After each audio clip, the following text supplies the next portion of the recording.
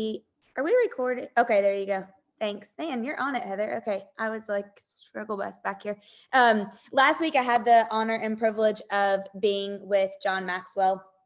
And actually, let me move my computer for just 1 second. And it was fantastic. The event was supposed to be, it's my most looked forward to thing I do every single year. And the event was supposed to be in San Diego. And because of COVID, he pivoted and we actually went to West Palm Beach, Florida, or Palm Beach, Florida. I guess we were technically in both places. And we held the event. He held the event at a hotel, and then part of it was at his house. We got to go to his house, and it was so cool. So my next probably like 3 Wednesdays, I have so much.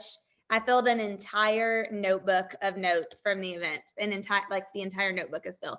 So my next couple of weeks, I'm really excited to share with you guys a lot of the things that I learned there and just some of my big takeaways, honestly.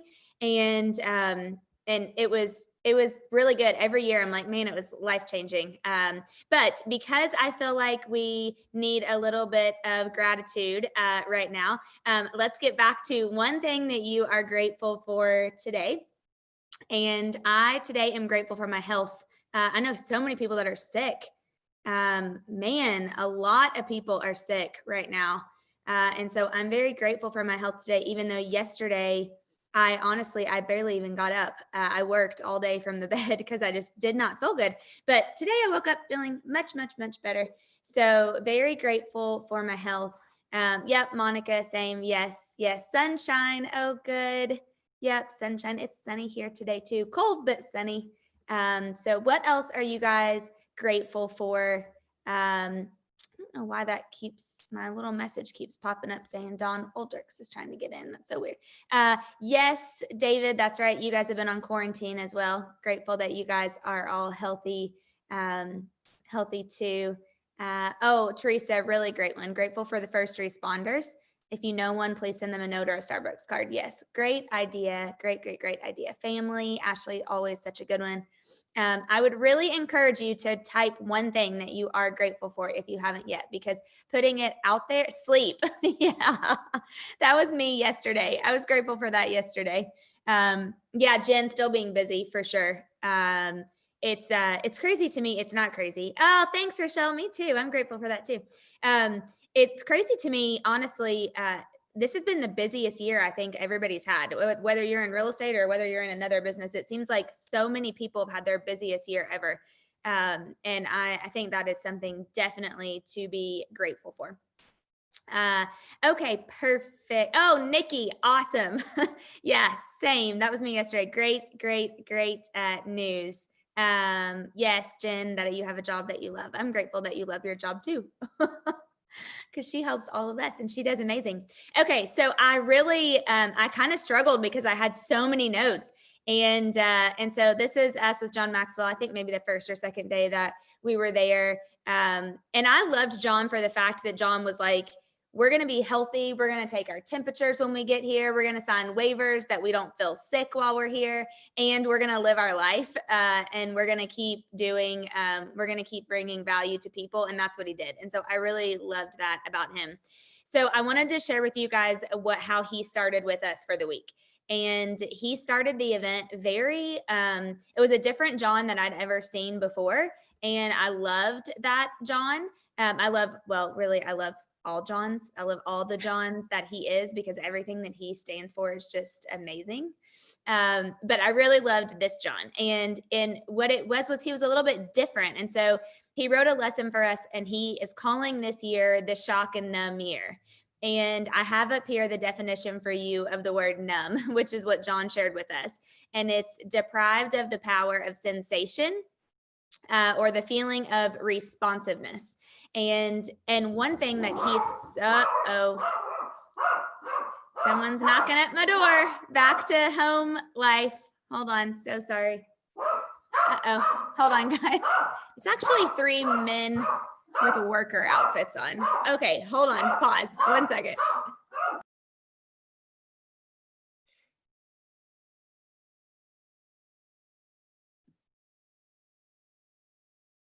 Frankie's such a good guard dog.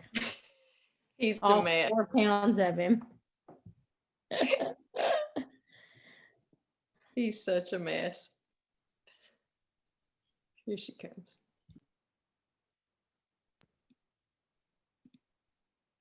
I'm back. Sorry. They're doing gas testing. Awesome. Okay. And Frankie is not happy about that at all. Okay. So what John said, let's get back to our shock and numb year. What John said was he feels like we're just all in this state of like numbness this year. And so he said, if it doesn't have passion, it doesn't have, can you hear Frankie? If it doesn't have passion, it doesn't have impact. And so he really wanted us to think about having an impact on everything that we do. And so he kind of talked about most of our nation is numb right now. And one of the things that we're numb to is depression. And so actually next week, I'm going to share with you guys, well, let me wait till the end and I'll tell you what I'm going to share with you on that.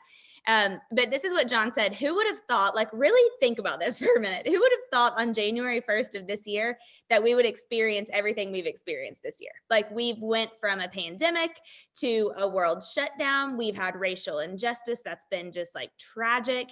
We had a volatile election. And we really have become like a deeply divided nation. And that was the different side that I saw of John, because he said, you guys, if I feel different, it's because I'm so leadership sad, but I'm not leadership hopeless. And he said, there's a big difference. It's okay to be leadership sad or to be sad about something that's happening in your country or in your nation or with your friends or in your local community. But what you can't do is you can't get hopeless. And he gave a great example, and he wasn't political, and I'm not going to be political either. And some of these things are just examples, but he said after 9/11, we all held hands and we came together when outsiders attacked our country. Yet when we're internally attacking ourselves, we've started to divide. And so he said something that I thought was really great. He said, great leaders divide enemies and they unite friends. And right now, as a nation, it feels a little bit like we've been uniting enemies and dividing friends. And when he said that, I kind of thought, because I have listened to so many people say over the last couple of weeks that they haven't even been able to be in the same room with family members because they don't agree on politics. And John gave a lot of examples of that too. Or people have said, yeah, I haven't been able to hang out with my friends. One of my really good friends said, yeah, we were in a room, we were having a dinner, and the dinner got so bad we had to get up and leave because they were talking politics. And really we're dividing friends, and it's really sad. So John said, he taught us that to think about this. Leaders see more and before what others see. And here's the thing, whether you lead yourself or your family or an organization of 200,000 people, everybody is a leader in one way or another. You're a leader to your kids, you're a leader to your nieces and nephews and your grandchildren, you're a leader to your neighbors, you're a leader to everybody. And so he said, when you defend, you can't understand. And I've been guilty of this. So he said, when you have to stop defending and you just have to know who you are. Because when you know yourself and when you really know who you are, you don't need to defend one way or the other. You just need to understand. And other people are going to maybe have different views and different things like that. You guys, this shocked me. Give this to your mindset for a second. These were the stats during the election. 68% of Americans, this came from the New York Times, I think he said, 68% of Americans said they were stressed. 52% suffered mental health. 24% felt rage, and 11% actually sought out therapy during the election. And so one of the things that John said was every 60 years, America goes into a convulsion. And he had this whole study on this gentleman, Samuel Huntington, and he shared it with us. And for time's sake, I'm not going to share it with you. But the highlights were, in the 1820s, Andrew Jackson became president, and he did a lot of great things for democracy, and the economy suffered also, and there was a huge convulsion. In the 1890s, the industrial age started to come about. And so that shook everything up, right? People went from riding horses to driving cars.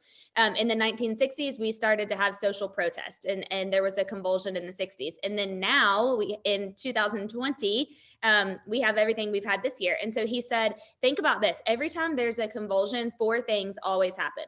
Number 1, people feel disgusted about the society, about the people of the society around them. Number 2, trust plummets. Number 3, there's moral indignation. And number 4, contempt for established powers uprising among people. So everyone wants to have the power. Everybody wants to have say. Everybody wants to be the one.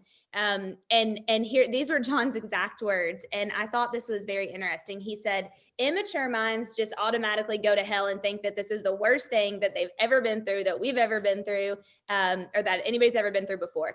And he said, maybe not in your specific lifetime, but we have been here before.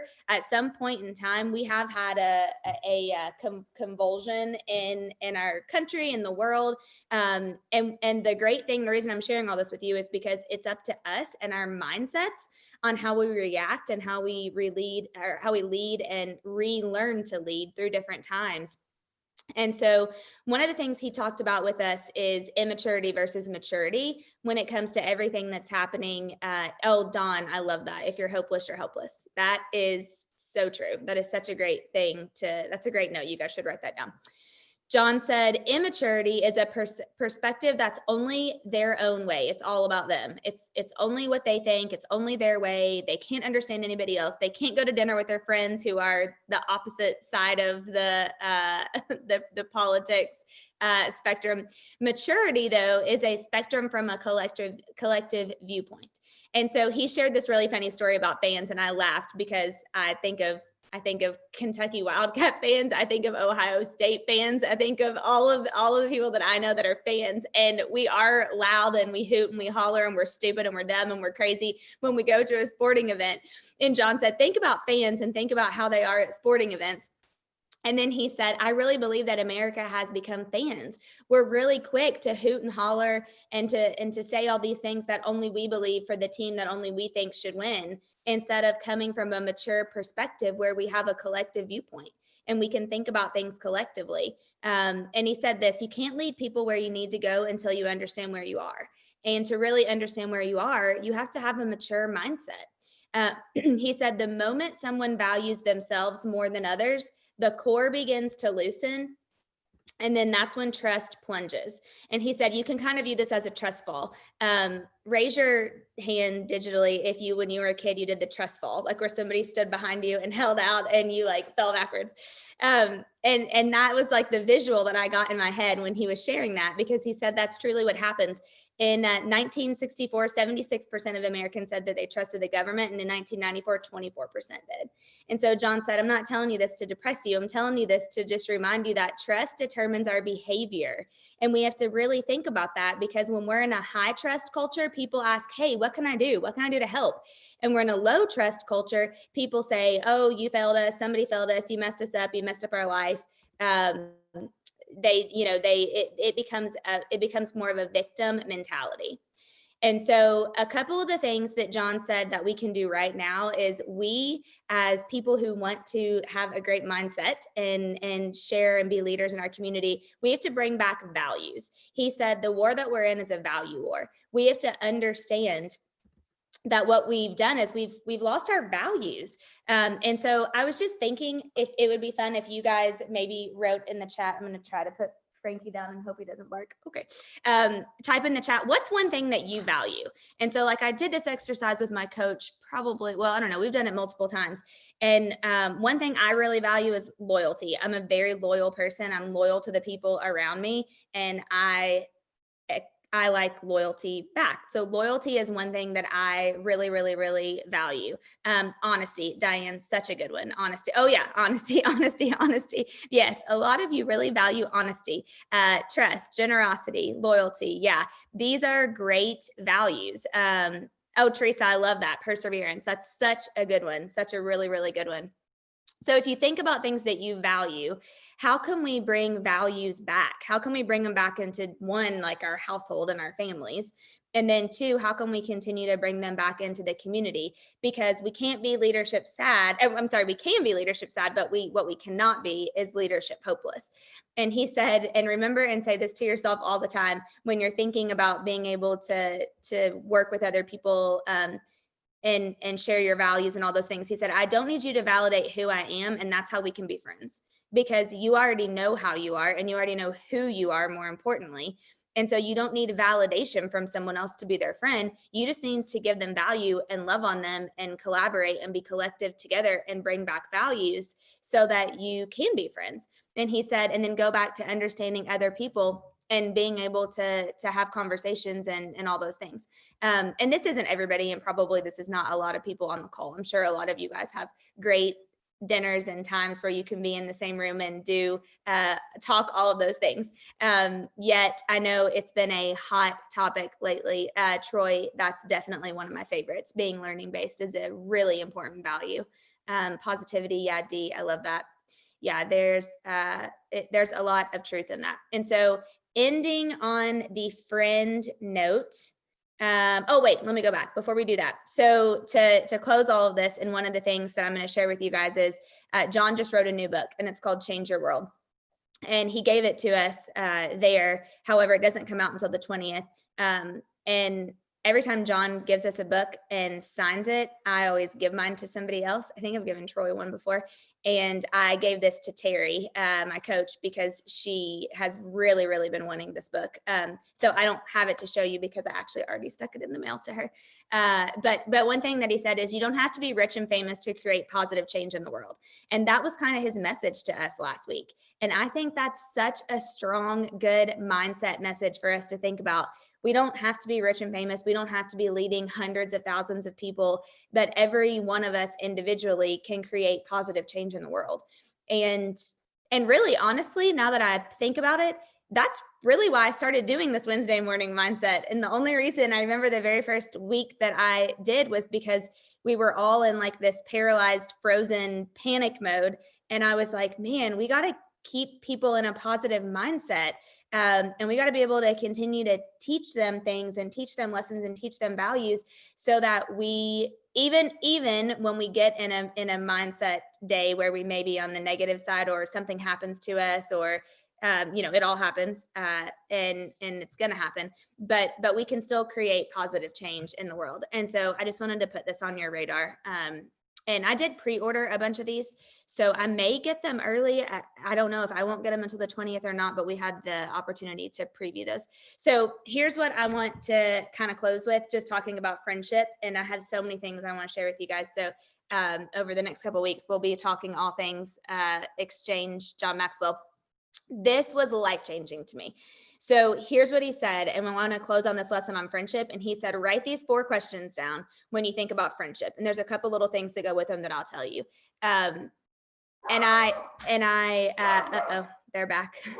Hold on.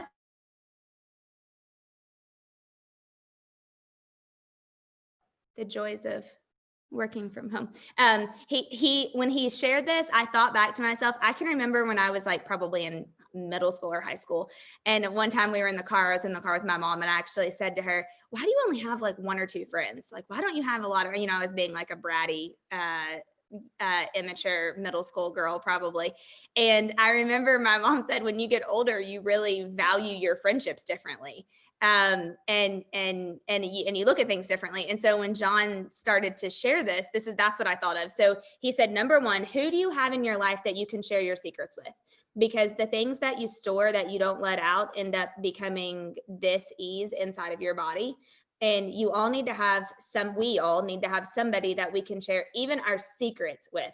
And that might be your spouse or your partner. It may be a super best friend that you have. But who do you have in your life that you could actually share your most inward secrets with, your failures, your greatest hopes and desires and goals? Number 2, who do you have in your life that unconditionally loves you? And here's what he said. When you unconditionally love people, you give people something that they may never receive from others. And what that means is you love them without conditions. So you don't love them because they can do something for you, or you don't love them because they can give you an opportunity, or you don't love them because you feel like you have to. You love them unconditionally because you don't have conditions in the way that you value and love them as a friend. So who do you have that unconditionally loves you? The third one is, who do you have in your life that will always serve you? And what he means by this is whatever you need, they're there. They'll do it. And he shared the example of Pastor Chris Hodges, and that's who I'm going to talk about next week. Some of you may even watch him. He's the pastor. I know Pam Stanley does if she's on. She actually works for his organization, I believe, or with his organization, but he is the pastor of Church of the Highlands in Birmingham, Alabama. And I just love him. I watch him every Sunday. I think he's awesome. But John said, Chris is one of those people for me. If I ever need anything, I call Chris Hodges and he's there. He will always serve me, and I'm the exact same way to him. And he said, serving means that you tell me what you need and I'll do it. Like no questions attached or with it. Just they're there to serve you. And then the fourth question is, who do you have in your life that will always be in your corner? And this was an interesting one for me. And this one's really important to me also because loyalty is one of my top values. But this is what he said. He said, this means I'll fight for you. I'm not going to be blindly loyal, but I will stand up for you. And I'll be in your corner. And I'll stand up for you even if you go down, because I will have lived my life so well that people know me that it's not going to hurt me to stand up for you if you made a mistake. It won't hurt me, but I'm going to stand up for you because I'm in your corner and I'm loyal to you and I'm going to be there for you. And he said, and the thing about this is, we're all going to have good misses, meaning we're all going to have somebody in our life that maybe we really trusted, or we thought that they were different, and then we figured out that they weren't who we thought that they were. And John said, those are going to be good misses because you're going to learn something from that. You may not hit the ball every single time, but they taught you something and it was a good miss, and you can know that you gave them your best.